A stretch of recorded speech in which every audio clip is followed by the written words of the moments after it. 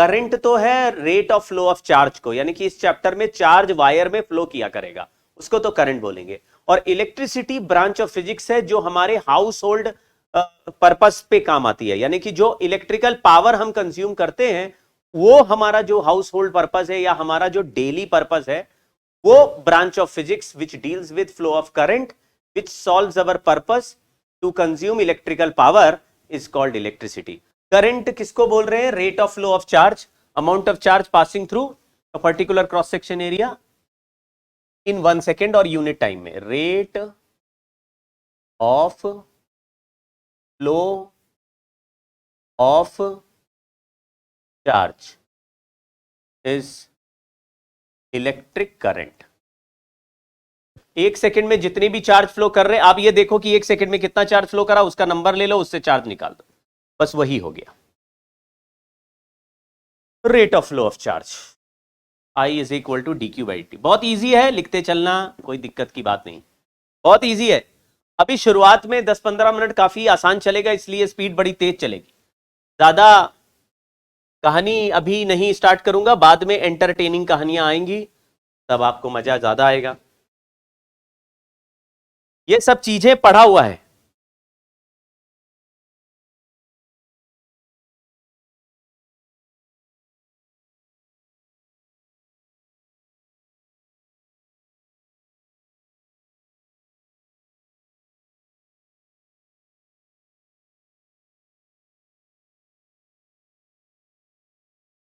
ठीक है,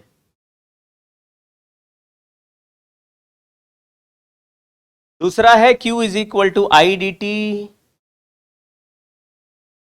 area of I T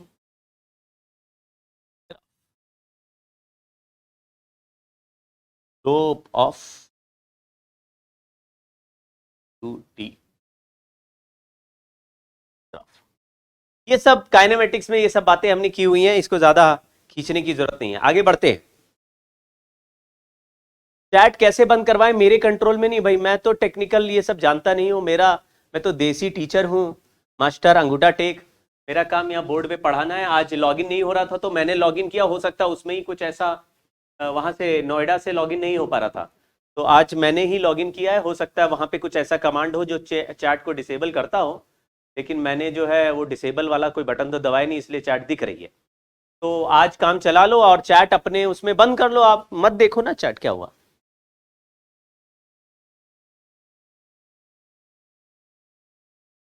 हाँ, तो क्वेश्चन है कि चार्ज का फंक्शन दिया है, करंट पूछा है, आप डिफरेंशिएट कर दीजिए, ज्यादा दिमाग नहीं लगाइए, सिंपल सवाल आ सकता है। डिफरेंशिएट करा, आंसर आया 4t + 0, टाइम का वैल्यू 2 लिखा, आंसर आया 8 एम्पियर। तो कूलम्स पर सेकंड को एम्पियर बोल दिया और हमारा आंसर आ गया। दूसरा लिखा है calculate the number of electrons crossing a given cross section area in 1 second. तो हमने बोला अगर n इलेक्ट्रॉन्स पास होते हैं 1 सेकेंड में तो चार्ज पर यूनिट टाइम यानी करंट का वैल्यू हो गया n × e। n is number of electrons passing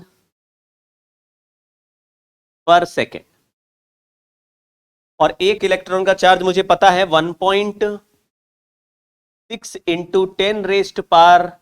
10⁻⁻19 coulomb होता है। तो नंबर का वैल्यू आ जाएगा 1/1.6 × 10⁻⁻19। तो इससे सॉल्व करोगे तो नंबर आ जाएगा, number of electrons crossing the cross section area in 1 second. Current through a wire depends on time as I is equal to I0 plus alpha t, where I0 is 10 ampere, alpha is 4 ampere per second. Find the charge crossing through the cross section of the wire in 10 seconds. मैंने एक graph बनाया जिसमें current का function, current as a function of time का ये दिया हुआ है। तो ऐसा ग्राफ बन गया। इनिशियल वैल्यू ऑफ करंट 10 है और इसका स्लोप 4 है, अल्फा का वैल्यू 4 है, यानी कि tan थीटा का वैल्यू 4 है। क्वेश्चन ये है कि इसका 10 सेकेंड्स तक कितना चार्ज फ्लो करेगा। चार्ज के लिए हम इधर लिख सकते हैं एरिया ऑफ आईटी ग्राफ, या तो आप ग्राफ बना के एरिया निकाल दो या फिर आप सिंपल इंटीग्रेशन भी कर सकते हो। आई डी टी से 0 से t इंटीग्रेट करोगे तो आंसर आ जाएगा। तो आपने या तो I naught t plus alpha t d t 0 to 10, ये भी 0 to 10, तो I naught into t plus half alpha t square. I naught का वैल्यू 10 है तो ये हो गया 100 और अल्फा का वैल्यू 4 है, 4 रखा तो कैंसिल किया तो ये हो गया 200, यानी आंसर आया 300 कूलम। इसमें से देखें यहां पे वैल्यू 10 है और हर सेकंड में 4 इंक्रीज होता जाएगा तो 40 इंक्रीज हो जाएगा। 10 इनिशियल है यानी फाइनल वैल्यू 50 हो गई। तो इनिशियल प्लस फाइनल बाय 2 करेंगे और ट्रेपीजियम का एरिया आ जाएगा। पैरेलल साइड्स का रेशियो 10 प्लस 50 बाय 2 इंटू 10, ये हो गया चार्ज। एरिया निकाल के चार्ज आया 30 इंटू 10 हो गया 300 कूलम। आप कैसे भी कर लीजिए आंसर आ जाएगा।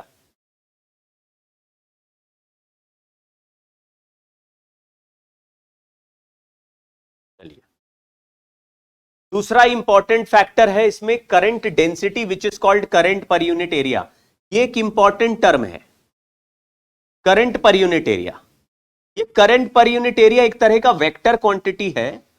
जे को वैसे I बाई ए से कैलकुलेट कर सकते हैं लेकिन करंट डेंसिटी एक वेक्टर क्वांटिटी है।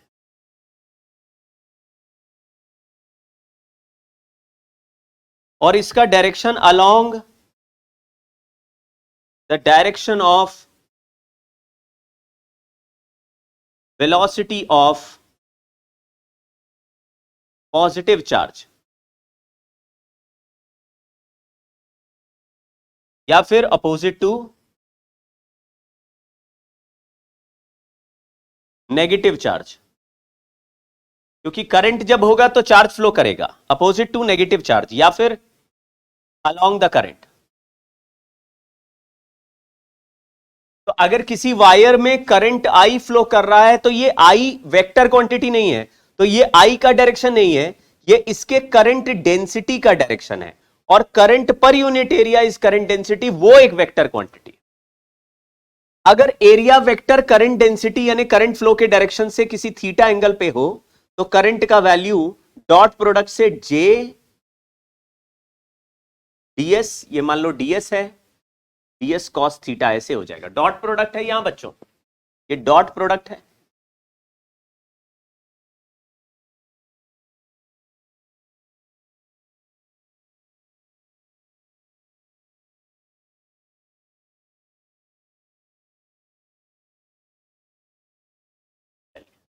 ये एक क्वेश्चन है, इसको अभी हम लोग ऐसा फेस वैल्यू पे करते हैं। हालांकि इस सवाल का कोई ज्यादा मीनिंग नहीं है लेकिन जबरदस्ती बनाया गया सवाल है, ठीक है। इससे बेटर सवाल आगे हम लोग बनाएंगे और डीपीपी में भी आएंगे। तो ध्यान से देखो, यहां लिखा है चूज द करेक्ट ऑल्टरनेटिव। इधर में एक वायर में करंट I1 आ रहा है और इधर से एक वायर में करंट I2 आ रहा है। I2 इधर से जा रहा है, I1 इधर से एंटर कर रहा है। I1 मतलब जितने नंबर ऑफ इलेक्ट्रॉन्स एक सेकंड में एंटर करते हैं वो I1 है, और जितने नंबर ऑफ इलेक्ट्रॉन्स इस क्रॉस सेक्शन एरिया से बाहर निकलते हैं वो I2 है। और यहां पे करंट डेंसिटी J1 है और यहां J2 है। लेकिन आप कहेंगे ये बिल्कुल वैसा ही है जैसे कि हम लोग बोलते थे कि रेट ऑफ फ्लो यानी कि वॉल्यूम पर सेकेंड। आपने अगर लिक्विड वाला चैप्टर पढ़ा हो, फ्लूइड वाला, तो वहां पे रेट ऑफ फ्लो का फॉर्मूला होता था एरिया इंटू वेलोसिटी, यानी area into velocity rate of flow होता था। जहां पे एरिया कम है वहां वेलोसिटी ज्यादा। यहां पे करंट का वैल्यू एरिया इंटू जे है, यानी current into area dot current density है। तो जितना पानी एंटर करेगा उतना ही पानी बाहर जाएगा अगर ये पूरा भरा हुआ है तो, यानी कि जितना करंट एंटर करेगा उतना ही करंट बाहर जाएगा। लेकिन एरिया जहां पे छोटा है वहां पर वेलोसिटी ज्यादा होगी या वहां पे जे का वैल्यू ज्यादा हो जाएगा। तो J1 is greater than J2 क्योंकि A1 का एरिया कम लग रहा है तो इधर का करंट डेंसिटी ज्यादा हो गया।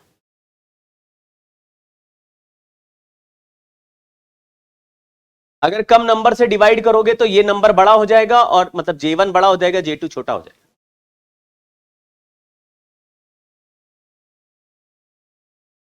चलिए एक क्वेश्चन और करते हैं। लिखा है current density increases linearly inside a cylinder current carrying wire of radius R with the distance small r from the axis of the wire as j is equal to j naught small r by capital R. इसमें small r कोई भी radial distance है और capital R radius है. अगर मैंने एक cylinder के क्रॉस सेक्शन को ऐसा देखा और वहां पे देखा कि r रेडियस पे यानी किसी भी स्मॉल r डिस्टेंस पे फ्रॉम सेंटर करंट डेंसिटी का value J is equal to J naught small r by capital R है, यानी ये तो वेरिएबल हो गया. जब वेरिएबल हो गया तो फिर हमको J को एक छोटे क्रॉस सेक्शन एरिया से डॉट प्रोडक्ट लेके इंटीग्रेट करना पड़ेगा 0 टू R, तब जाके टोटल करंट आएगा, क्योंकि हर जगह करंट डेंसिटी अलग है. तो जब ये रेडियस R का फंक्शन है तो एरिया भी रेडियस R पे ही लेना पड़ेगा. अब ये एक सर्कुलर डिस्क जैसा पिक्चर है. इस सर्कुलर डिस्क में हमेशा हम एक पतला सा रिंग बनाते हैं. ये आपको याद होगा, हमने चाहे सेंटर ऑफ मास का चैप्टर हो या मोमेंट ऑफ इनर्शिया कैलकुलेट करने वाला चैप्टर हो, उन सभी चैप्टर में देखा था कि एक डिस्क में एक पतला सा रिंग बनाने से उस रिंग का हर पॉइंट रेडियस एक ही रेडियस स्मॉल r पे हो जाता था. ऐसे स्मॉल r रेडियस का है तो इसका जो छोटा सा एरिया ds बना उसका वैल्यू 2 पाई r dr है. यह भी बच्चों को याद होगा. तो हमने कहा कि current density into 2 pi r dr कर देंगे तो फिर करंट डेंसिटी इंटू एरिया हो गया. ये इस पतले एरिया का करंट आ जाएगा. लेकिन ऐसे ऐसे रिंग्स हम लोग 0 से लेकर कैपिटल R तक बना सकते हैं, तो सारे रिंग्स का करंट ऐड कर देंगे तो टोटल करंट आ जाएगा. अब करंट डेंसिटी का फंक्शन दिया है, उसको यहां रख देते हैं. तो J naught small r by capital R into 2 pi r dr. Integration किया 0 टू कैपिटल R, तो R और R स्क्वायर dr का इंटीग्रेशन r क्यूब बाई 3, यानी J naught 2 pi r cube by 3r, और r से r काट दिया तो आ गया J naught 2 pi r square by 3. देखो आप कैसे किया, थोड़ा थोड़ा समझ में आ रहा है क्या? थोड़ा ओम्स लॉ पढ़ेंगे अभी. ओम्स लॉ में मामला सिंपल होता है. जैसे हम एक बैटरी लगाएंगे एक रेजिस्टेंस के ऊपर, तो बैटरी क्या करेगा, ऐसे पॉजिटिव चार्ज, ये इलेक्ट्रॉन से, ये जो रेड रेड बल्ब जा रहे हैं बलून जैसे बॉल्स हैं, ये इलेक्ट्रॉन है. अब ये नेगेटिव टर्मिनल इलेक्ट्रॉन को पुश कर रहा है और ये इलेक्ट्रॉन ट्रैवल करते हुए बल्ब के थ्रू, यानी बल्ब को चमकाते हुए इधर से पॉजिटिव टर्मिनल की तरफ घुसेंगे. कन्वेंशनल करंट को हम इस डायरेक्शन में चलता हुआ मानेंगे. तो कन्वेंशनल करंट को बोलते हैं कि फ्लो ऑफ पॉजिटिव चार्ज. लेकिन मेटालिक वायर में पॉजिटिव चार्ज कभी फ्री होता ही नहीं है, तो वहां इलेक्ट्रॉन्स चल रहे होते हैं. लेकिन इलेक्ट्रॉन के चलने के अपोजिट डायरेक्शन को करंट बोलेंगे. अगर किसी आयनिक सॉल्यूशन में है जिसमें आयंस भरे हुए हैं, तो आयन में पॉजिटिव चार्ज भी होता है और नेगेटिव चार्ज भी होता है. वहां पे अगर ऐसे टर्मिनल्स कनेक्ट कर दूं तो आयंस पॉजिटिव वाले नेगेटिव प्लेट की तरफ, नेगेटिव वाले पॉजिटिव प्लेट की तरफ अट्रैक्ट होंगे. तो वो जब चलेंगे तो पॉजिटिव डायरेक्शन में चलने वाले पॉजिटिव चार्ज जहां चलेगा उसको डायरेक्शन ऑफ करंट बोलेंगे. नेगेटिव चार्ज के करंट को उसके अपोजिट बोलेंगे चलने के. तो हमारा जो करंट का डायरेक्शन है वो कन्वेंशनली वो डायरेक्शन है जहां पे नेगेटिव पॉजिटिव चार्ज चलते हुए दिखता है. ये पॉजिटिव चार्ज जिस डायरेक्शन में जा रहा है वो करंट का डायरेक्शन हो गया. करंट ऐसे चल रहा है, जबकि इलेक्ट्रॉन्स, ये वाले पार्टिकल्स इलेक्ट्रॉन हैं, ये नेगेटिव से पॉजिटिव जाएंगे, करंट पॉजिटिव से नेगेटिव जाएगा. ये सब बातें आपको आइडिया होंगी, बचपन में पढ़ी हुई है की बात है. तो ये हमने कर लिया कि करंट फ्लो हो रहा है इलेक्ट्रॉन के अपोजिट. ओम्स लॉ क्या है उसको देखो. आज मैंने क्लास के पहले ओम्स लॉ की थोड़ी थ्योरी भेजी थी. मैं हमेशा ओम्स लॉ का डेरिवेशन डेराइव करके दिखाता हूं, क्योंकि उसके बीच में आने वाले स्टेप्स में जो फॉर्मूले हैं वो भी इंपॉर्टेंट है, उस पर भी सवाल पूछे जाते हैं. हमने यहां पे, अरे बैटरी लगी हुई है, हमने एक बैटरी लगाई है जिसका पोटेंशियल डिफरेंस V है. आप डायग्राम बनाते जाना और आगे जल्दी जल्दी बढ़ते जाना. ये बैटरी पोटेंशियल डिफरेंस V की लगा दी है, यानी इस पॉइंट और इस पॉइंट के बीच में पोटेंशियल डिफरेंस V है.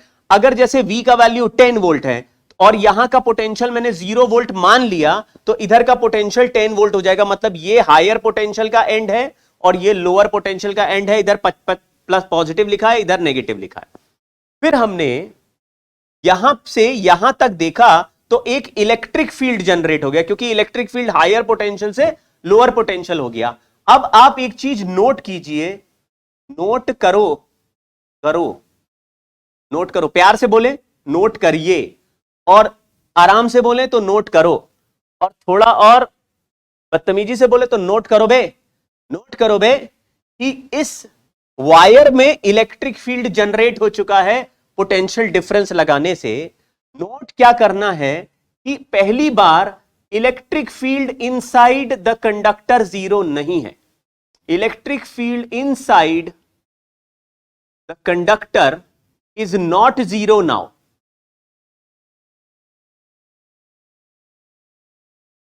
तो 0 सर पहले कहां होता था? इलेक्ट्रोस्टैटिक्स और कैपेसिटेंस के पूरे चैप्टर में हमेशा electric field inside the conductor 0 है। लेकिन वहां पर भी मैंने बोला कि आपको ये वाला जो चीज है, electric field inside the conductor 0 है, ये वाला चीज केवल इलेक्ट्रोस्टैटिक्स में ही बोलना है। यहां पे क्या लिखा कि नोट करो, electric field inside the conductor is not 0 now. तो केवल इलेक्ट्रोस्टैटिक्स में 0 होता है, यहां 0 नहीं है। चलिए, अब हमने क्या कहा कि जब इस कंडक्टर के अंदर इलेक्ट्रिक फील्ड E आ गया, ये E है इलेक्ट्रिक फील्ड, आप बनाते चलना, इलेक्ट्रिक फील्ड E है। ये कंडक्टर का क्रॉस सेक्शन एरिया बिल्कुल यूनिफॉर्म है, इसका ऊपर पोटेंशियल डिफरेंस भी यूनिफॉर्म है, तो इसके अंदर इलेक्ट्रिक फील्ड भी ऑलमोस्ट यूनिफॉर्म चल रही है। अब इस इलेक्ट्रिक फील्ड का वैल्यू हम dV बाई dr के हिसाब से V बाई L लिख देंगे। पहला रिलेशन ये लिख दो। आपने बैटरी लगाई पोटेंशियल डिफरेंस V की, बैटरी क्या होता है अभी मैं सिखाऊंगा, लेकिन मान लीजिए बैटरी एक ऐसा मैजिकल डिवाइस है जिसको लगाने से कंडक्टर के अक्रॉस एक पोटेंशियल डिफरेंस आ जाता है। एक पोटेंशियल डिफरेंस, 10 वोल्ट का बैटरी है तो 10 वोल्ट का पोटेंशियल डिफरेंस आएगा, 20 वोल्ट का है तो 20 वोल्ट का आएगा। ठीक है, अब यहां पे जैसे ही पोटेंशियल डिफरेंस आ गया तो हमको यह भी पता है कि पोटेंशियल डिफरेंस केवल इलेक्ट्रिक फील्ड की वजह से बनता है। इसका मतलब इसके अंदर इलेक्ट्रिक फील्ड होना चाहिए, तो पोटेंशियल डिफरेंस है तो इलेक्ट्रिक फील्ड आ जाएगा। अब इलेक्ट्रिक फील्ड इसके अंदर मैंने मान लिया E आ गया, तो E का वैल्यू dV बाई dr होता है, पोटेंशियल डिफरेंस V है और लेंथ इस पूरे रॉड का L है, तो V बाई L हो गया। पोटेंशियल डिफरेंस है तो इलेक्ट्रिक फील्ड 0 नहीं हो सकता। पोटेंशियल डिफरेंस तो है ही, कैसे पता है? बैटरी लगा रखी है तो पोटेंशियल डिफरेंस है, पोटेंशियल डिफरेंस है तो इलेक्ट्रिक फील्ड है। ऐसे समझो, जिद ना करो। फिर मैंने ये देखा कि किसी भी इलेक्ट्रॉन पर force on an electron is E into E। ये हो गया हमारा दूसरा रिलेशन। तीसरा रिलेशन हो गया, अगर फोर्स को मास से डिवाइड कर दें तो ये एक्सेलरेशन ऑफ एन इलेक्ट्रॉन हो जाएगा E बाई M। अगर इलेक्ट्रिक फील्ड राइट में है तो इलेक्ट्रॉन्स पर फोर्स लेफ्ट में लगेगा। कुछ लोग ये बात समझ गए होंगे कि इलेक्ट्रॉन एक नेगेटिव चार्ज है, इसके अंदर कुछ फ्री इलेक्ट्रॉन्स है, उस पे फोर्स लेफ्ट में लगेगा। तो किसी भी इलेक्ट्रॉन पर लेफ्ट में फोर्स लगाने के लिए responsible electric field V by L है। अगर वो इलेक्ट्रिक फील्ड E है तो एक्सेलरेशन ऑफ इलेक्ट्रॉन बन जाएगा E बाई M।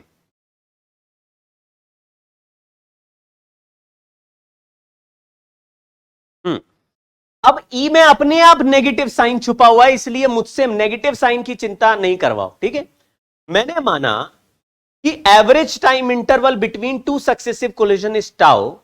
इसका क्या मीनिंग है? जब एक कंडक्टर के अंदर इलेक्ट्रॉन्स होते हैं तो वो इलेक्ट्रॉन रेस्ट पे नहीं होते, वो इलेक्ट्रॉन अपने आप ही एक रैंडम मोशन कर रहे होते, घूम रहे होते सारी दुनिया में। सारी दुनिया मतलब एटम की जो इंटर एटॉमिक स्पेस है वहां पे कंडक्शन बैंड में इलेक्ट्रॉन घूमते रहते, और इलेक्ट्रॉन घूमते घूमते एक दूसरे से टकराते रहते हैं। मतलब इलेक्ट्रॉन इलेक्ट्रॉन से भी टकराता है और इलेक्ट्रॉन एटम से भी टकराता है। तो यहां पे टकराते टकराते एक रैंडम मोशन इलेक्ट्रॉन का हो रहा है। लेकिन अगर आप कहें कि इस पे अगर बैटरी नहीं लगाई जाती तो इलेक्ट्रॉन के रैंडम मोशन की वजह से उसका नेट एवरेज वेलोसिटी जीरो ही रहता, मतलब एक इलेक्ट्रॉन इधर उधर टकरा के वापस वहीं लौट आएगा जहां से चला था। कहने का मतलब यह है जैसे कि कंटेनर के अंदर गैस भरते हैं तो कुछ मॉलिक्यूल लेफ्ट में भाग रहे होते हैं, कुछ राइट में भाग रहे होते हैं, कुछ ऊपर कुछ नीचे, लेकिन आप एवरेज वेलोसिटी बोलते हैं तो जीरो होता है, क्योंकि जितना गैस के मॉलिक्यूल राइट में जा रहे होंगे उतना लेफ्ट में जा रहे होंगे, तभी तो गैस की डेंसिटी पूरे कंटेनर में एक जैसी दिखती है। यहां पर भी वही हो रहा है कि इलेक्ट्रॉन इधर उधर टकरा रहा, उसका कोई एवरेज वेलोसिटी नहीं था, लेकिन दो टक्कर के बीच में एक टाइम इंटरवल था, इसको टाउ बोला है। इस टाउ को रिलैक्सेशन टाइम कहते हैं, इस टाउ को रिलैक्सेशन टाइम कहते हैं, रिलैक्सेशन टाइम। और इस रिलैक्सेशन टाइम में जो इलेक्ट्रॉन एक्स्ट्रा वेलोसिटी गेन करता है उसको ही मैंने ड्रिफ्ट वेलोसिटी बोल दिया। हालांकि ये जो ड्रिफ्ट वेलोसिटी का रिजल्ट है ये हर चैप्टर में, मतलब हर बुक में अलग होता है। जैसे अगर आप एचसी वर्मा देखेंगे तो यहां पे 1/2 ए टाउ लिखा होगा, 1/2 का फैक्टर होगा, और आप एनसीईआरटी देखेंगे तो 1/2 का फैक्टर नहीं होगा। जब दो लोगों में लड़ाई होती है और दोनों अलग रिजल्ट देते हैं तो हम एनसीईआरटी वाला रिजल्ट मानते हैं। एनसीईआरटी वाला रिजल्ट ही हमारे मोस्ट ऑफ द एग्जाम्स में हमको पार लगा देगा। इसलिए कभी कंफ्यूजन हो कि वहां पे मैंने 1/2 क्यों नहीं लिखा, मुझे पर्सनली 1/2 ज्यादा अच्छा लगता है, क्योंकि एनसीईआरटी ने नहीं लिखा, इसलिए मैंने समझ गया 1/2 का फैक्टर इस टाउ में ही घुसा के गायब कर दिया इन्होंने, क्योंकि यहां लिखा है एवरेज टाइम इंटरवल, तो वो जो 1/2 का फैक्टर है वो टाइम इंटरवल को एवरेज बनाने में गायब हो गया है, एवरेज टाइम इंटरवल हो गया। तो अगर कोई पार्टिकल जिसका रैंडम एवरेज वेलोसिटी जीरो हो उसको एवरेज टाइम तक एक्सेलरेट किया जाए तो उसका वेलोसिटी बढ़ के जितना हो जाएगा एक्स्ट्रा हो जाएगा। इलेक्ट्रॉन के पास अब दो वेलोसिटी हो गए, एक उसका थर्मल वेलोसिटी है जिसका एवरेज जीरो है, और एक उसका इलेक्ट्रिक फील्ड की वजह से वेलोसिटी है। अब सोचो एक इलेक्ट्रॉन अगर इधर उधर रैंडम मोशन करके नेट वेलोसिटी जीरो से चल रहा है, मतलब ऐसे रैंडम मोशन कर रहा है और यहीं का यहीं है, तुम 10 मिनट भी बाद भी आओगे तो यहीं का यहीं उछल रहा होगा, यहीं का यहीं घूम रहा होगा, या ऐसे ऐसे ऐसे, ऐसे हिल रहा है इलेक्ट्रॉन, दूसरा इलेक्ट्रॉन यहां हिल रहा है तो यहीं हिले जा रहा है, ऐसे ऐसे चले जा रहा है बस। तो आप कह रहे इलेक्ट्रॉन तो चल रहा है लेकिन उसका एवरेज वेलोसिटी जीरो, उससे करंट नहीं बन रही। फिर यहां पे आंधी चलने लगी, मतलब यहां पे बहुत तेज हवा चला दी, तो जो रैंडम मोशन करता हुआ इलेक्ट्रॉन था वो आंधी की वजह से थोड़ा सा ऐसा लेफ्ट में खिसकता हुआ दिखाई दे गया। तो आप कहेंगे यार सारे इलेक्ट्रॉन लेफ्ट में खिसके जा रहे हैं, ऐसा लग रहा है उधर से हवा चल रही बहुत कस के। तो जब ये सारे इलेक्ट्रॉन लेफ्ट में खिसकते जाएंगे तो आपको इफेक्टिव करंट राइट में बनता हुआ दिखाई देगा, क्योंकि इलेक्ट्रॉन जिधर चलता है उसके अपोजिट करंट। तो सारे इलेक्ट्रॉन जिस स्पीड से आगे बढ़ रहे होंगे उसमें रैंडम वेलोसिटी का एवरेज वैल्यू जीरो है। जो हवा चल रही है वो इलेक्ट्रिक फील्ड वाला इफेक्ट से हवा चल रही है कस के, आंधी चल रही है इधर, तो इलेक्ट्रॉन यहां यहां जो पत्ते की तरह उड़ रहा था वो अब थोड़ा थोड़ा लेफ्ट में खिसकता हुआ चलता जाएगा, रैंडम मोशन भी करता जाएगा लेकिन थोड़ा शिफ्ट होता जाएगा। तो जिससे शिफ्ट हो रहा है वो वेलोसिटी जो एक्स्ट्रा एक्सेलरेशन से आई वही वाली average velocity is called drift velocity.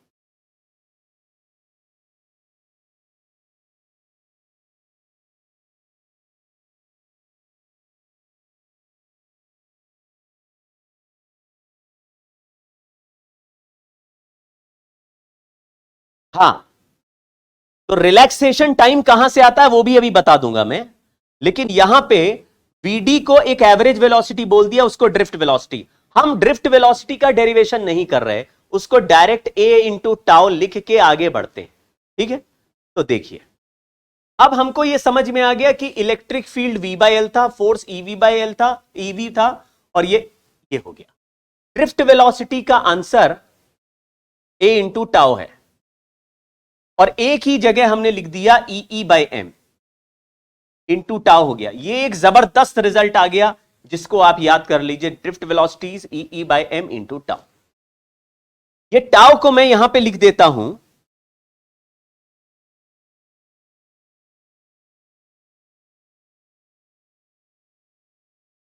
पहले से ही लिख के लाए।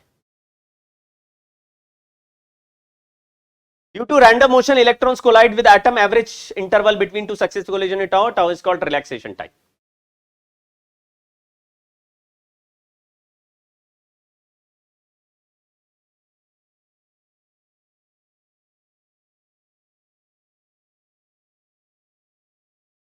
Relaxation time is equal to mean free path upon thermal speed. इसको थोड़ा दिमाग में रखिए।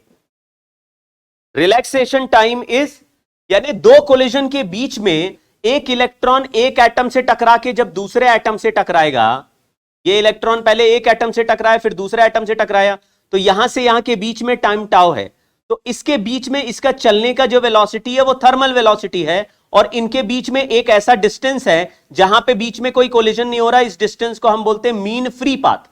तो मीन फ्री पाथ का डिस्टेंस को अगर थर्मल स्पीड से कवर करोगे तो जो टाइम लगेगा दो कोलिजन के बीच में वो टाउ हो जाएगा।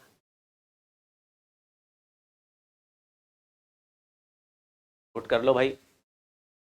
इस स्लाइड में तो ज्यादातर कॉन्सेप्ट वही, ये बातें वही लिखी हैं जो पिछले स्लाइड में हम लिख चुके हैं, इसलिए इस स्लाइड में ज्यादा नोट करने का है नहीं। Tau is equal to lambda by V thermal लिख लीजिए।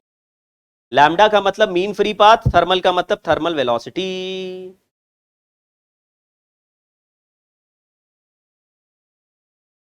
हाँ, ए वो एक्सेलरेशन है जो इलेक्ट्रिक फील्ड की वजह से जनरेट हुआ। इलेक्ट्रिक फील्ड वो इलेक्ट्रिक फील्ड है जो बैटरी लगाने से जनरेट हुआ है। बी के सबस्क्रिप्ट में थर्मल, थर्मल टीएच, टीएच लिख दिया है, गंदी हैंड राइटिंग है, आप काम चला लेना, टी और फिर एच। आगे बढ़ते हैं।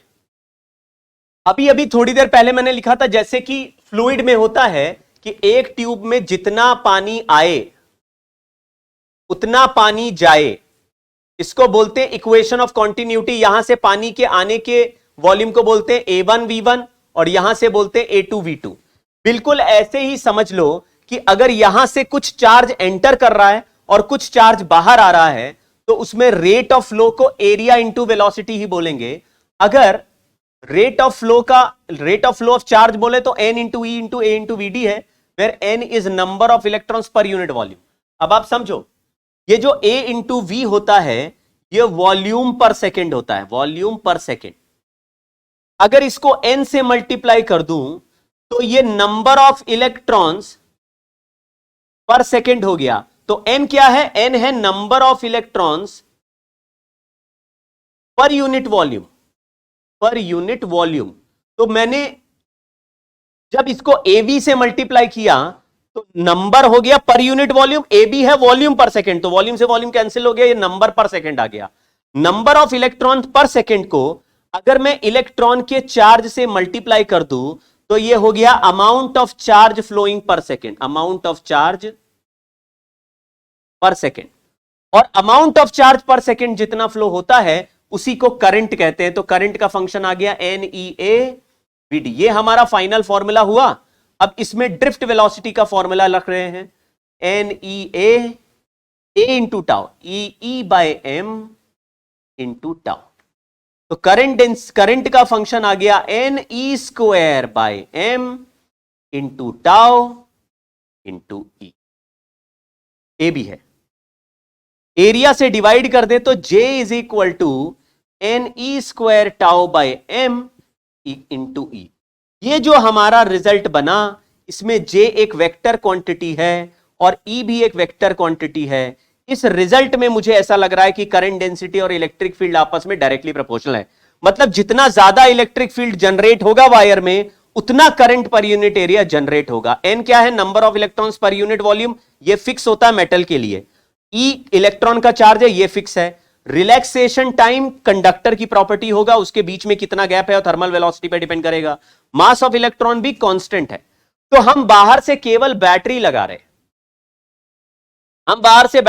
बैटरी से इलेक्ट्रिक फील्ड बन रहा, उसकी वजह से करंट डेंसिटी। बाकी सब वायर पे डिपेंडेंट कांस्टेंट है। और E और M तो इलेक्ट्रॉन का चार्ज और मास है, वो तो वैसे भी नहीं बदलने वाला। तो यहां पे ये वाला जो टर्म है ये मटीरियल डिपेंडेंट कांस्टेंट हो गया। मैं इसके इस पूरे नंबर को एक नए नाम से लिख दूंगा और उसको लिख दूंगा कंडक्टिविटी यानी सिग्मा। तो मैं अब एक रिलेशन लिख रहा हूं, J इज इक्वल टू एक ऐसा कांस्टेंट बना दिया जो मटेरियल पे डिपेंड करता है और इंटू E लिख दिया। ये रिजल्ट जैसे ही बना और इसको सिग्मा को कंडक्टिविटी लिख दिया, इस रिजल्ट का नाम ही ओम्स लॉ हो गया। लेकिन सर हमने तो ओम्स लॉ सुना है, V is equal to I R. हाँ, यह माइक्रोस्कोपिक ओम्स लॉ हो गया।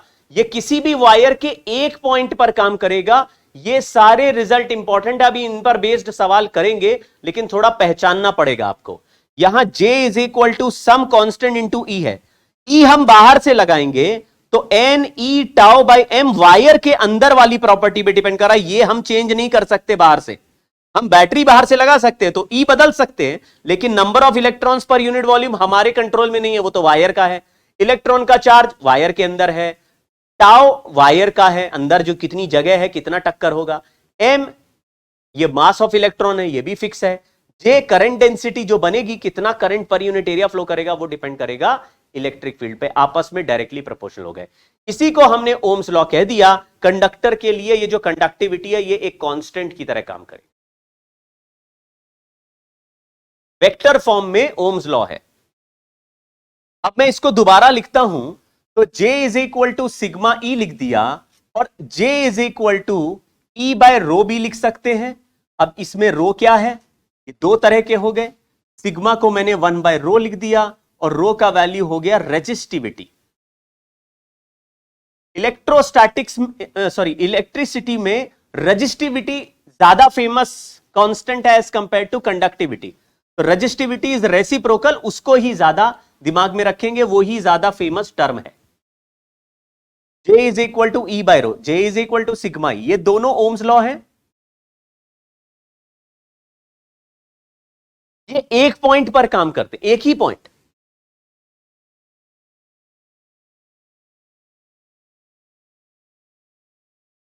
तो रो का वैल्यू हो गया M upon N E square tau.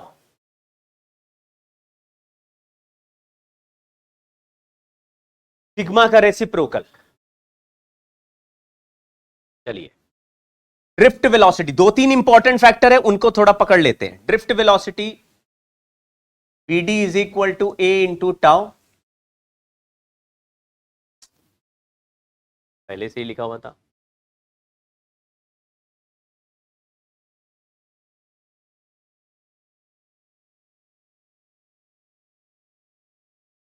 Drift velocity is I upon N E A, J upon N E. ऐसे जितने भी पॉसिबल वेरिएशन हो सकते हैं, उनको एक एक बार लिख के देख लेना चाहिए, जिससे कि हमारे दिमाग में ये मतलब ये बना रहे कि अलग अलग वेरिएबल के टर्म्स में ड्रिफ्ट वेलोसिटी का सवाल पूछा जा सकता है। एक और ड्रिफ्ट वेलोसिटी का रिलेशन है, जिसको हम आगे इस पेज में पढ़ रहे हैं, तो पहले ये लिख लो।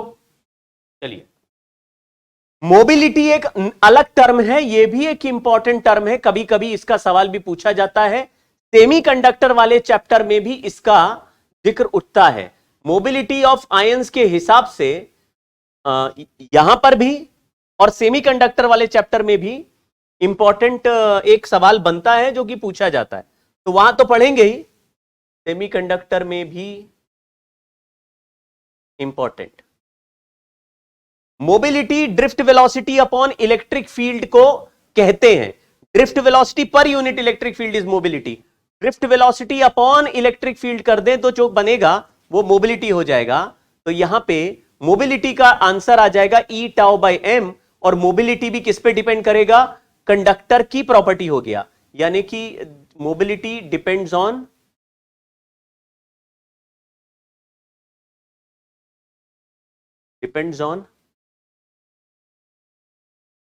Conductor and temperature. दूसरा टर्म हमने रजिस्टिविटी का लिखा। रजिस्टिविटी जो आ रही है वो भी एक कांस्टेंट है, depends on conductor and temperature. Depends on conductor and temperature. अब यहां पे टेम्परेचर कैसे डिपेंड कर रहा है, ये जो टाउ है ये रिलैक्सेशन टाइम थर्मल स्पीड पे डिपेंड कर रहा है, तो इसको हम बता दे रहे हैं।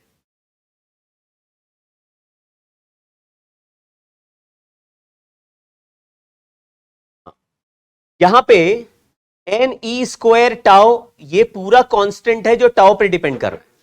टाउ होता था लैम्डा बाय वी थर्मल, और वी थर्मल प्रोपोर्शनल होता है रूट ऑफ टेम्परेचर।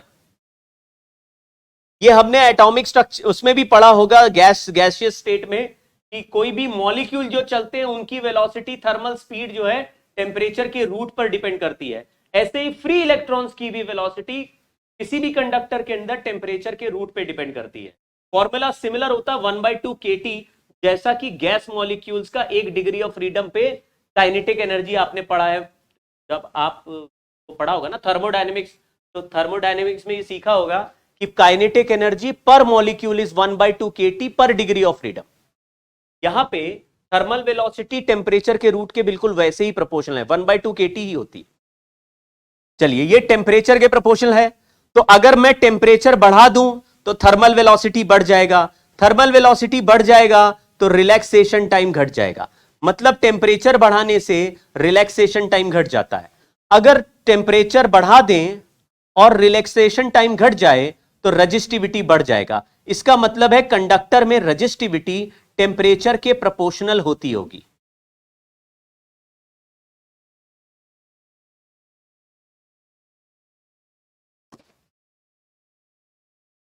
ये जो टर्म मैंने बोला ये कंडक्टर के लिए ट्रू है।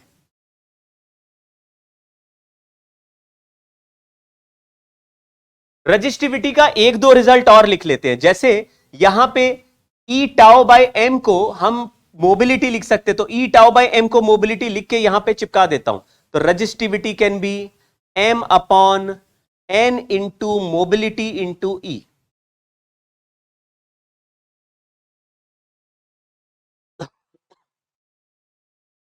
रजिस्टिविटी इज ई बाय जे।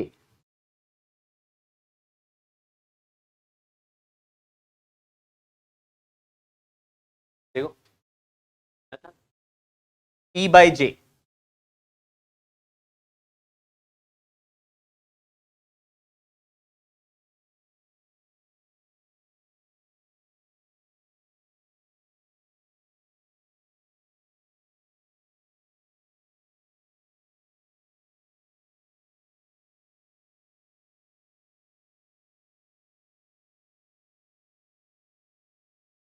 हाँ, चलिए अब हम लोग आगे बढ़ते हैं और अब कुछ मजेदार सवाल करते हैं, अब आएगा मजा।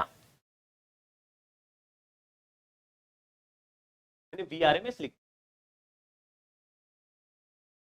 मैंने नहीं लिखा, तुम लोग लिख रहे हो। चलिए, drift speed of electron when current 1.5 ampere flows in copper wire of cross section area 5 millimetre square is v if electron density यानी n का value is 9 into 10⁻28 and value v का वैल्यू बताना मिलीमीटर पर second में, और electron का charge दिया हुआ है।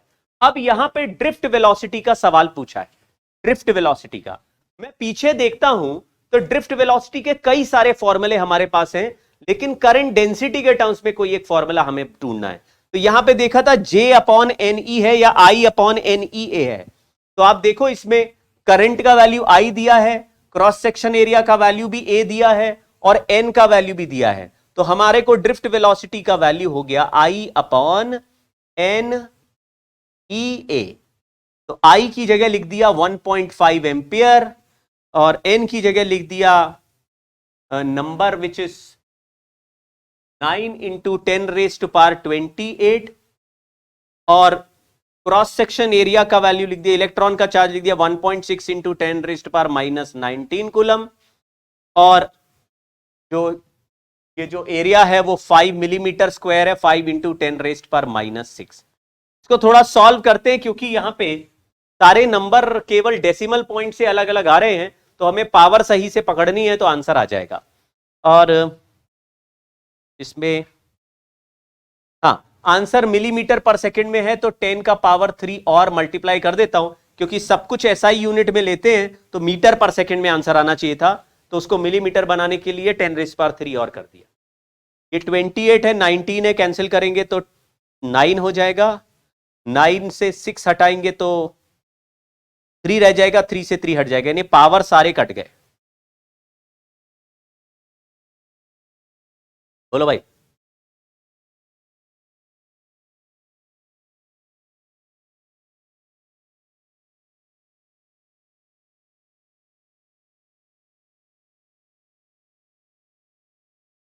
मैंने m लिख दिया क्या रजिस्टिविटी में? हाँ, ये गलत कर दिया, यहां पे 1 है।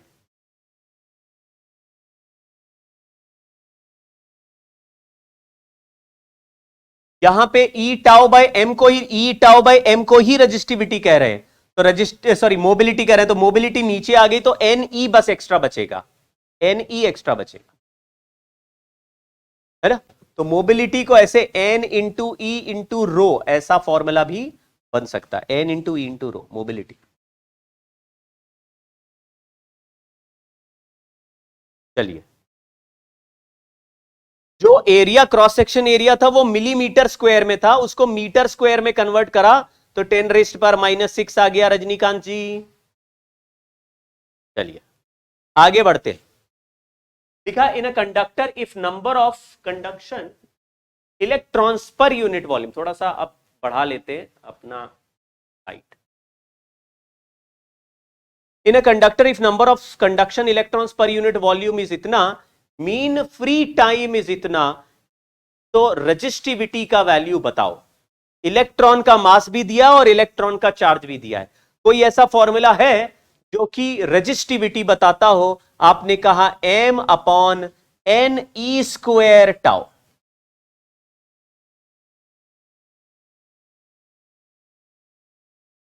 चलिए आगे बढ़े, चलो इसको कैलकुलेटर से कर लेना तुम लोग यार, टाइम बहुत लगाओगे। बिल्कुल सही, डी आंसर है, वो लिखा हुआ है। अगला सवाल, जरा फॉर्मूला लिख के देखो, फॉर्मूला लिखना है।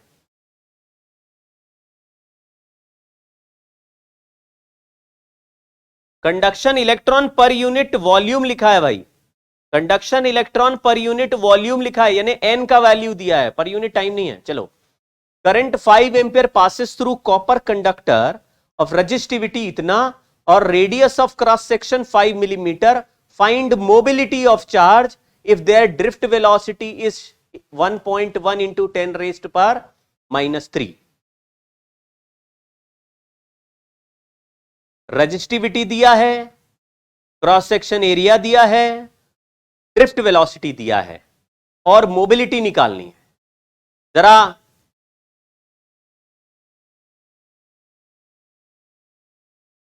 फेम्टो सेकेंड का मतलब है 10 का पावर -15।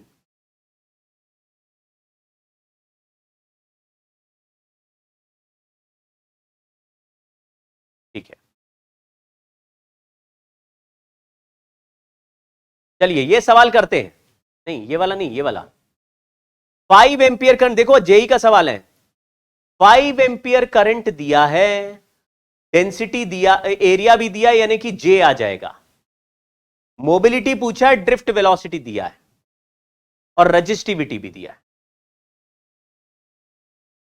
तो आप देखो ड्रिफ्ट वेलोसिटी के हमारे पास जो फॉर्मूले थे वो जे अपॉन एन ई हो सकता है, current density upon number into,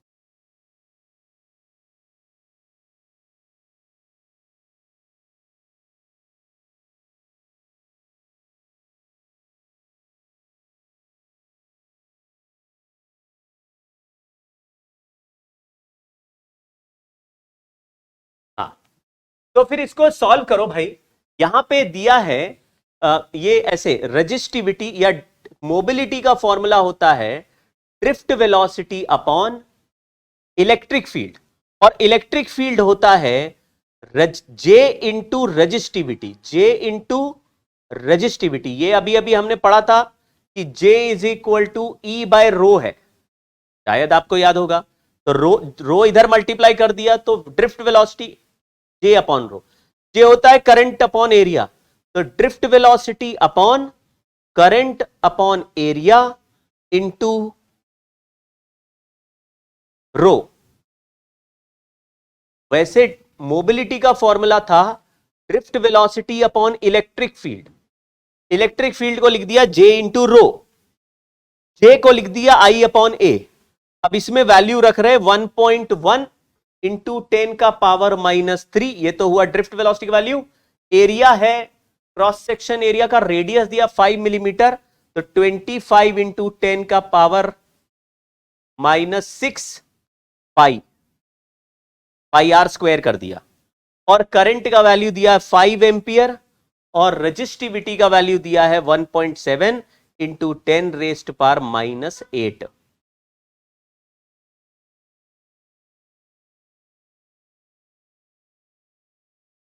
एक सवाल और, ये 2015 का है, यानी नंबर सारे सेम है, केवल पावर पकड़नी है। 5 volt potential difference is applied across the wire of length 0.1। Potential difference wire के लेंथ 0.1 पे लगाया तो इलेक्ट्रिक फील्ड आया 5/0.1 यानी 50 आ गया वोल्ट पर मीटर। ड्रिफ्ट वेलोसिटी वीडी का वैल्यू भी दिया हुआ है। अब बोल रहा है इलेक्ट्रॉन डेंसिटी यानी एन का वैल्यू भी दिया हुआ है। तो रजिस्टिविटी ऑफ द मटेरियल बताइए। रजिस्टिविटी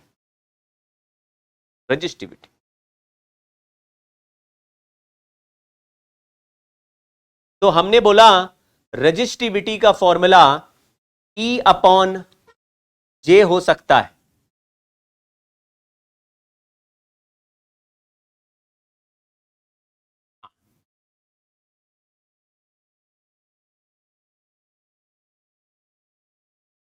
अच्छा, और J को NEVD भी लिख सकते हैं। तो यहां E/NEVD लिख दिया, क्योंकि करंट का फॉर्मूला था NEAVD।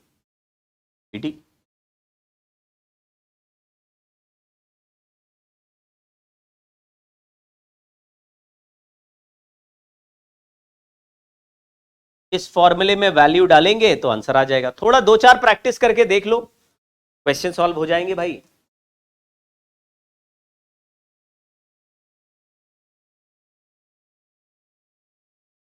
VD 2.5 दिया हुआ है।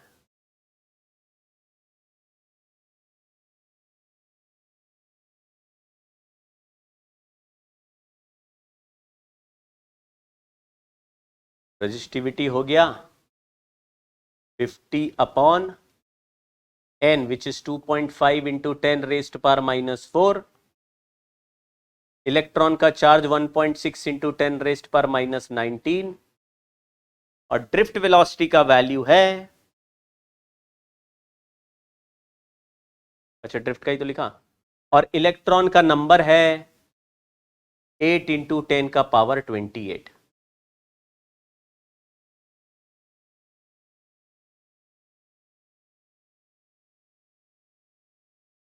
फाइव ऊपर चला जाएगा। 50/8 into 2.5 into 1.6 ऊपर चला गया 10⁻⁻5।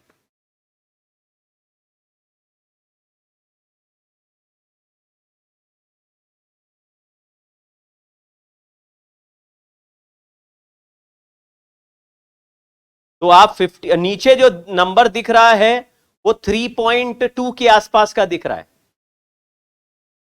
मतलब 32 के आसपास का। नीचे जो नंबर है वो 30 के आसपास का, 30 है नीचे। जो 8 into 2.5 होता है 20, और 20 को 1.6 से मल्टीप्लाई करो तो हो जाएगा 32। तो नीचे 32 है, ऊपर 50 है। अगर 50/32 करेंगे तो ऑलमोस्ट 1.6 का टर्म बन जाएगा, लेकिन पावर -5 ही रहेगा। आंसर सी है भैया, थोड़ा ध्यान दो। ठीक है, steady current flows in a metallic conductor of non uniform cross section, the quantities constant along the length of conductor is R. अगर एक ऐसा कंडक्टर है जिसका मान लीजिए क्रॉस सेक्शन एरिया कांस्टेंट नहीं है, ऐसे अलग अलग जगह पे अलग अलग है। यहां पे क्रॉस सेक्शन एरिया A1 है, यहां A2 है। यहां से करंट I1 एंटर किया और यहां से I2 निकला। यहां पे ड्रिफ्ट वेलोसिटी V1 था, यहां पे V2 है। यहां पे करंट डेंसिटी J1 था, यहां पे करंट डेंसिटी J2 है।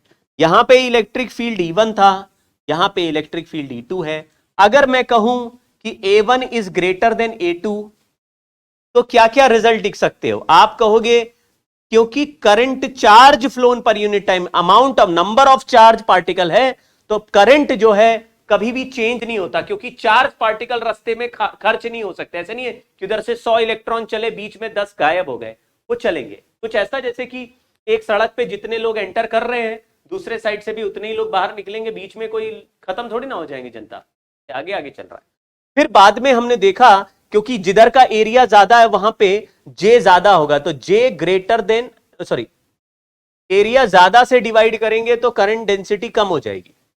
तो आपने दूसरा रिजल्ट लिखा, करंट डेंसिटी आगे वाला यानी J2 वाला करंट डेंसिटी ज्यादा है, पास पास है, यहां दूर दूर है, तो डेंसिटी पहले कम है बाद में ज्यादा है। बाद में बोला कि J प्रोपोर्शनल टू E होता है, तो J प्रोपोर्शनल टू E से E1 का वैल्यू कम हो जाएगा और E2 का वैल्यू ज्यादा हो जाएगा। Drift velocity proportional to electric field होता है, इसका मतलब है ड्रिफ्ट वेलोसिटी V1 कम हो जाएगा और ड्रिफ्ट वेलोसिटी V2 ज्यादा हो जाएगा। ड्रिफ्ट वेलोसिटी को तुम A1 V1 equal to A2 V2 से भी बोल सकते हो कि यहां पे एरिया ज्यादा है तो वेलोसिटी कम, यहां एरिया कम है तो वेलोसिटी ज्यादा। ड्रिफ्ट वेलोसिटी को A1 V1 equal to A2 V2 से भी काम कर सकते हैं।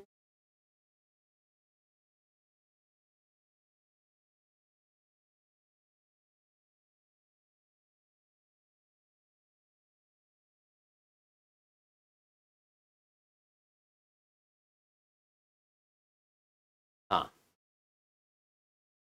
ठीक है, तो आंसर आ गया। अब आगे वाले जो दो ग्राफ हैं वो कंडक्टर को लेके ओम्स लॉ के हैं। ये कंडक्टर का ग्राफ है, इसको VI ग्राफ कहते हैं, VI ग्राफ।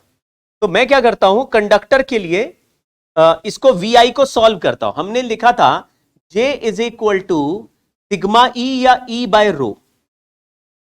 J को लिखा I बाई A और E को लिखा V बाय L। अब इसको राइट में भेज दिया तो V का value rho L by A into I आ गया। V एक्चुअली डेल्टा V होना चाहिए लेकिन हम V कहते हैं उसको, और हमारा दूसरा मैक्रोस्कोपिक ओम्स लॉ बन गया V is equal to IR।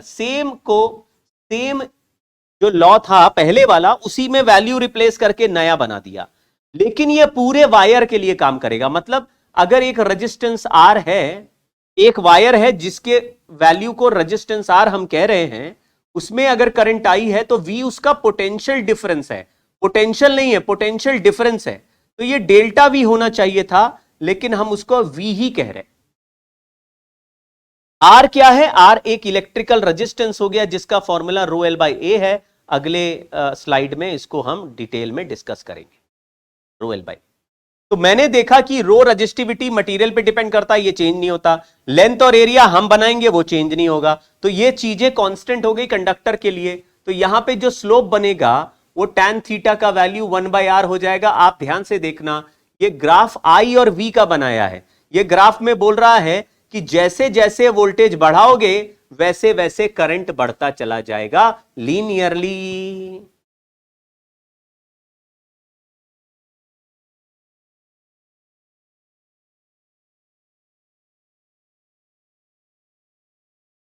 Linearly बढ़ता चला जाएगा।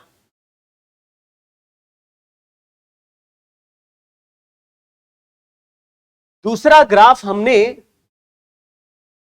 सेमीकंडक्टर जंक्शन डायोड के लिए बनाया है।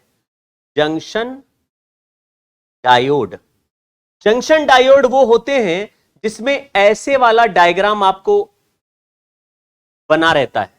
जैसे रेजिस्टेंस, इलेक्ट्रिकल रेजिस्टेंस जो कंडक्टर के होते हैं उसका शेप इस तरह का डायग्राम में बना रहेगा, और जो जंक्शन डायोड होते हैं उसमें ऐसे एरो जैसा बना रहता है। उसमें इस तरफ करंट फ्लो कराते हैं यानी हायर से लोअर फ्लो कराते हैं, तो इसको बोलते हैं फॉरवर्ड बायस। और उल्टा जब चलते हैं तो बोलते हैं रिवर्स बायस। उसका ग्राफ है, ये फॉरवर्ड बायस है, वोल्टेज बढ़ा रहे हैं फॉरवर्ड बायस, और इस तरफ वोल्टेज अपोजिट में बढ़ा रहे हैं, इसको बोल रहे हैं रिवर्स बायस। फॉरवर्ड बायस में करंट इंक्रीज होगा, एक पॉइंट के बाद इंक्रीज होने लगेगा तो लगातार इंक्रीज होगा, और रिवर्स बायस में करंट जीरो रहता है और अचानक करंट सडनली इंक्रीज होता है और बिल्कुल ऐसे स्ट्रेट लाइन ग्राफ आ जाता है। तो आप ग्राफ बना लो, क्योंकि एक आध बार सवाल में ग्राफ ही पूछा, 3-4 ग्राफ में कंपैरिजन करके पूछ लिया कौन सा वाला ग्राफ कंडक्टर का है और कौन सा वाला ग्राफ। अब हमने कहा कि अगर ये ग्राफ थोड़ा सा दिमाग में रखना भाई, आपको 2-3 ग्राफ दिए रहेंगे तो आप घबराना नहीं। अलग अलग टाइप के कंडक्टर का अलग अलग होता है, ऐसा सबके लिए रूल नहीं है कि वोल्टेज बढ़ाने से करंट बढ़ेगी। कभी कभी ऐसा होता है कि वोल्टेज बढ़ा रहे हैं लेकिन करंट नहीं बढ़ रहा है, फिर सडनली करंट तेजी से बढ़ रहा है। ऐसे सिचुएशन में रेजिस्टेंस कांस्टेंट नहीं है, ऐसे सिचुएशन में रेजिस्टेंस को बोलते हैं डायनामिक रेजिस्टेंस। लेकिन ऐसे कंडक्टर को बोलते हैं नॉन ओमिक कंडक्टर, जो कि ओम्स लॉ फॉलो नहीं कर रहे। इसमें V is equal to IR नहीं हो रहा, स्ट्रेट लाइन नहीं है, फिर भी हम dV बाई DI करके हम रेजिस्टेंस का इंस्टेंटेनियस वैल्यू निकाल सकते हैं। मैंने जो बोला उसको मतलब समझना। अगर यहां पे किसी पॉइंट पर वोल्टेज और करंट का वैल्यू दे दे तो उसका रेशो निकाल के इस पॉइंट पर रेजिस्टेंस का वैल्यू बता सकते हैं कि इस समय रेजिस्टेंस इतना है।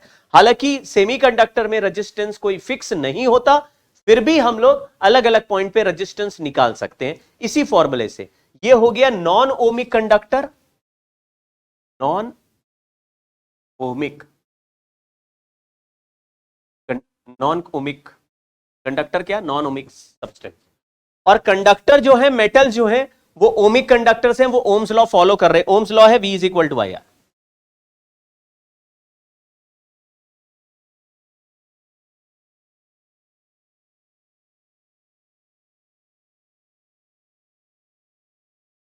ठीक है, अब जरा रेजिस्टेंस R के बारे में बात कर लेते हैं। इलेक्ट्रिकल रेजिस्टेंस है। मान लीजिए एक ऐसा मटेरियल है जिसका रेजिस्टिविटी रो है। रो का वैल्यू हमने देखा था m/n² टाउ। ये केवल टेम्परेचर के साथ बदल सकता है, अदरवाइज ये पूरा कांस्टेंट रहता है। हमने क्या देखा कि इस रेजिस्टेंस में रो L और A हमको पता है, तो रेजिस्टेंस R का value rho L by A आपको याद कर लेना। रेजिस्टेंस एक बार निकल आया तो वो चेंज नहीं होगा, क्योंकि वो तीन चीजों पे डिपेंड करता है, शेप, साइज एंड मटेरियल। लेकिन मटेरियल के साथ साथ टेम्परेचर पर भी डिपेंड करता है, क्योंकि मटेरियल का जो रेजिस्टिविटी रो है वो खुद टेम्परेचर का फंक्शन है। तो आपको अगर किसी का रेजिस्टेंस बदलना है तो क्या बदलोगे? आप कह दो भाई कॉपर की जगह आयरन का ले लेंगे, आयरन की जगह टंगस्टन ले लेंगे। तो अलग मटेरियल लोगे तो रेजिस्टेंस अलग आएगा, चाहे शेप सेम हो। या लेंथ एरिया बदल देंगे तो रेजिस्टेंस बदल सकता है, या टेम्परेचर बदल देंगे तो भी रेजिस्टेंस बदल सकता है। तो चार चीजों पे रेजिस्टेंस डिपेंड कर रहा है।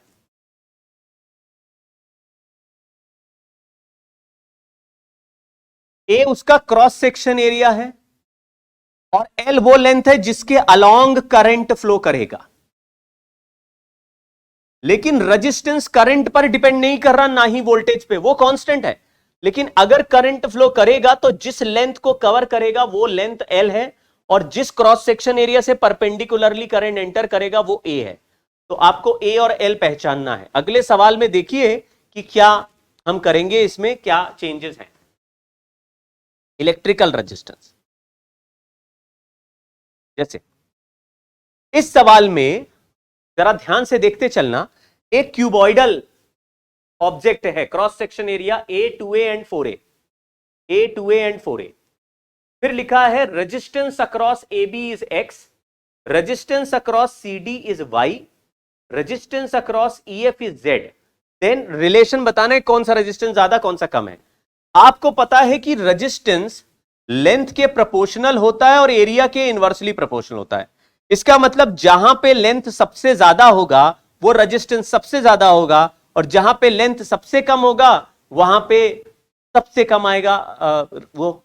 तो हमने बोला अगर हम AB के अक्रॉस निकालें तो हमारा आंसर आएगा रो L, L की जगह लिखेंगे 4A बाय A, A की जगह लिखेंगे ये वाला एरिया जो ये छोटा क्रॉस सेक्शन एरिया है। अब A2A 4A में से 4A अगर लेंथ हो गया तो A इंटू 2A एरिया हो गया, तो 2A² हो गया। AB वाले रेजिस्टेंस को मैंने X बोला है तो ये X का वैल्यू आ गया। ऐसे ही CD वाले रेजिस्टेंस का वैल्यू निकाले तो C ऊपर है, D नीचे है, उसका जो थिकनेस है वो A है उसके अक्रॉस। जैसे C से D चल के आओगे तो ये वाला डिस्टेंस करंट ट्रैवल करेगा A वाला। तो रो A अपॉन, अगर A हमारा लेंथ हो गया तो ये एरिया हो गया 8A²। तो इसको अगर कंपैरिजन करें तो X अपॉन आई थिंक 16 हो जाएगा।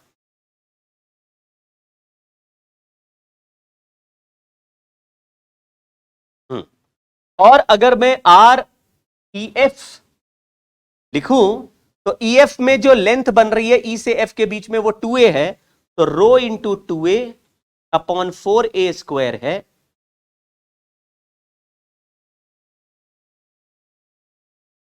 तो ये 2 था, 1/2 है, x/4 हो गया। तो हमको ये वैल्यू दिया है y और ये वैल्यू दिया है z। मुझे देखने में ये लग रहा है कि x सबसे बड़ा है, उसके बाद z है, उसके बाद y है।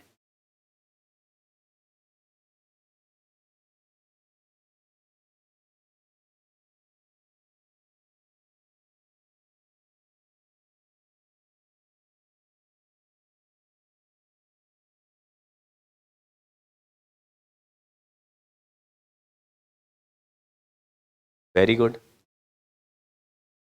एक और क्वेश्चन कर लेते हैं। लिखा है क्वेश्चन में, a wire of length 8 metre long, uniform cross section area 8 millimetre square, has a conductance G of 2.45 ohm inverse, the resistivity of the material is. अगर G का वैल्यू कंडक्टेंस होता है तो कंडक्टेंस का रेसिप्रोकल रेजिस्टेंस होता है। जैसे conductivity का रेसिप्रोकल रेजिस्टिविटी है, तो रेजिस्टेंस इज 1 अपॉन कंडक्टेंस। तो इसीलिए इसको 1/g का वैल्यू रो एल बाई ए कर देंगे, तो रो का वैल्यू आ जाएगा। तो रो इज इक्वल टू, ऊपर गया नीचे गया, तो ए अपॉन एल। ए का वैल्यू है 8 मिलीमीटर स्क्वायर को लिख दिया 10⁻⁻⁶ अपॉन रो, सॉरी लेंथ का वैल्यू हुआ 8 मीटर, जी का वैल्यू हुआ 2.45। इससे कुछ आंसर आ जाएगा। क्या आंसर आया? सारे नंबर बहुत दूर दूर हैं इसलिए तुरंत आंसर आ जाएगा। सवाल नोट नहीं करना, केवल सवाल सॉल्व करने की कोशिश करो क्लास में मेरे साथ।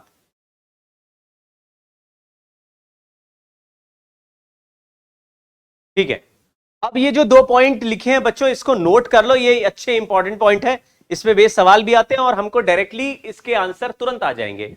ये डिराइव नहीं करेंगे, आप खुद ही समझ लो इनको। Length of wire is stretch to increase its length n times the resistance becomes n square times.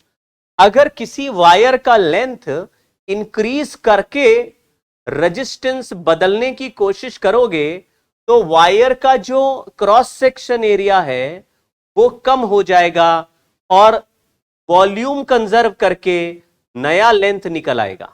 मतलब नया लेंथ बनाएंगे n टाइम्स, तो एरिया हो जाएगा n टाइम्स कम।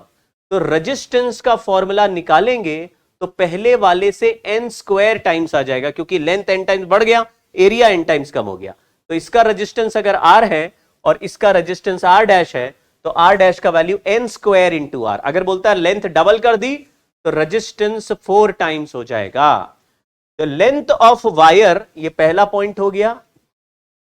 दो तरह का लेंथ चेंज करते हैं। Length of wire stretched to increase its length n%, the resistance increases to n%, n is very small, small भी क्या, very small, यानी लेस देन 5%।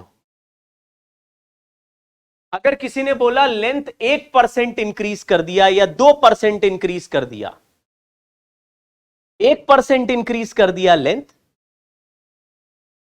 तो फिर 2% चेंज कर दो, 2n%। 1% इंक्रीज कर दिया लेंथ तो 2n% चेंज कर दो। तो आपको क्या बोलना है कि percentage change in resistance is twice into percentage change इन।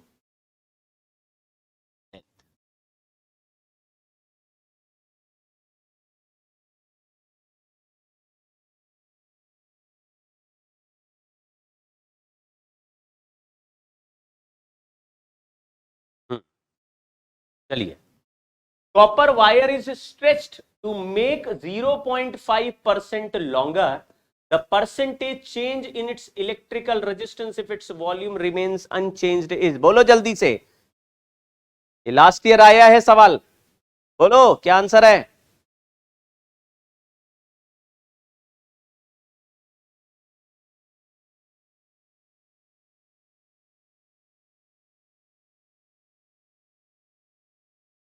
चलो एक और क्वेश्चन करते हैं। A metal wire of resistance 3 ohm is elongated to make a uniform wire of double of its previous length. Length double कर दिया, बड़ा change करने से n स्क्वायर बोलना है, छोटा चेंज करने से 2n बोलना है। 3 का डबल लेंथ करेंगे तो 4 टाइम्स रेजिस्टेंस हो जाएगा। New wire is now bent and its end joint to make a circle. अब हमारे पास 3 ओम का रेजिस्टेंस बदल के 12 ओम का रेजिस्टेंस हुआ और उसका एक सर्कल बना दिया। इस सर्कल के 2 पॉइंट पकड़ लिए जिनके बीच में 60 डिग्री है, तो इसके पीछे 300 डिग्री हो रहा होगा। बोल रहा है इक्विवेलेंट रेजिस्टेंस है, इन दोनों पॉइंट्स के बीच में बताना है। अगर हम इन दोनों पॉइंट्स को टर्मिनल बोले तो R1 और R2 दो रेजिस्टेंस पैरेलल में हो गए, R1 and R2 in parallel. और जब दो रेजिस्टेंस पैरेलल में हो तो इफेक्टिव रेजिस्टेंस का formula R1 R2 upon R1 plus R2 हो सकता है। लेकिन ये पूरा वायर 12 ओम रेजिस्टेंस का है, तो 60 डिग्री वाला जो पार्ट है वो इसका 1/6 होगा, यानी 2 ओम होगा, और 300 डिग्री का पार्ट जो है उसका 5/6 होगा, यानी 10 ओम होगा। या आप बोलो 60 डिग्री और 300 डिग्री का एंगल का रेशियो 1:5 है, तो लेंथ का भी रेशियो 1:5 होगा, तो जो रेजिस्टेंस है उसका रेशियो भी 1:5 होगा। अब 12 ओम को 1:5 में डिवाइड कर दो तो 2:10, 2 ओम और 10 ओम, यानी एक रेजिस्टेंस 2 ओम का और दूसरा 10 ओम का है, तो R1 R2 upon R1 plus R2। ऊपर है 20, नीचे है 12, 4 से डिवाइड करो 5/3। 12 ओम ऐसे आया, 12 ओम ऐसे आया कि 3 ओम के वायर को हमने डबल कर दिया। अभी अभी मैंने क्या बोला, लेंथ को अगर n टाइम्स करोगे तो रेजिस्टेंस n स्क्वायर टाइम्स हो जाएगा, n स्क्वायर टाइम्स। ये तब जब लेंथ बड़ा चेंज कर रहे हैं। अगर बहुत स्मॉल चेंज कर रहे हैं तो 2n बोलना है, और बड़ा कर रहे हैं तो n स्क्वायर। डबल तो बड़ा चेंज है, तो डबल n स्क्वायर मतलब 4 टाइम्स रेजिस्टेंस हो जाएगा। तो रेजिस्टेंस 4 टाइम्स यानी 3 का 4 टाइम्स करेंगे तो 12 ओम हो जाएगा। ठीक है, बाकी कल के क्लास में यानी नेक्स्ट क्लास में ये चैप्टर बहुत ज्यादा मजेदार हो जाएगा, इसलिए नेक्स्ट क्लास में आप बहुत कमर कस के आइएगा, आपको मजा आ जाएगा। Bye bye.